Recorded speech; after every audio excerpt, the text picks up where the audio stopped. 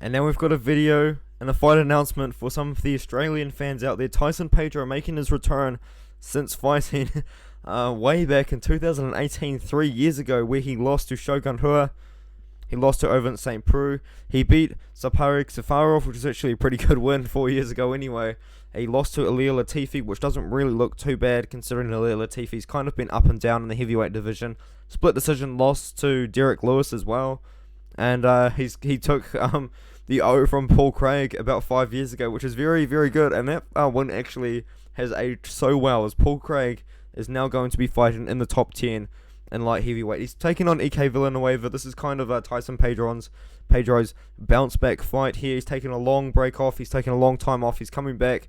He's fighting EK Villanueva. EK Villanueva, in my opinion, if we're being brutally honest, is not quite UFC level. He's come in, he fought Chase Sherman where he got knocked out, I think, in the second round.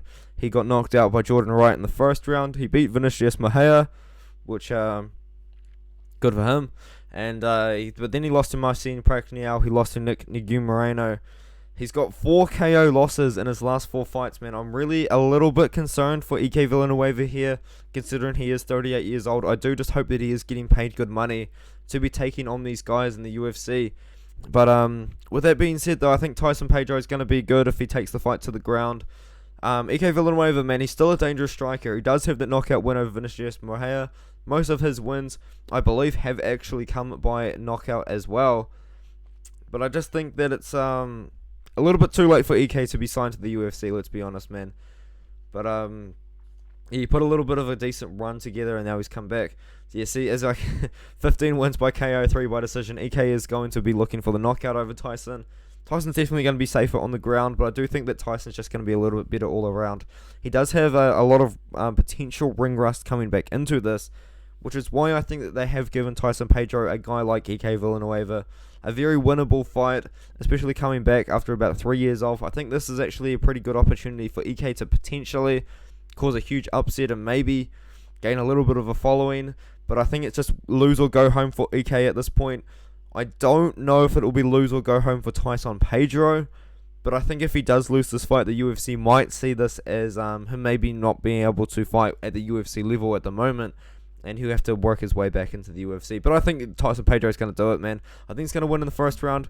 He's got EK Villanueva has lost by KO, and 4 of his last 5, which is very concerning in my opinion. I think Tyson Pedro could put it on EK and potentially get the knockout himself.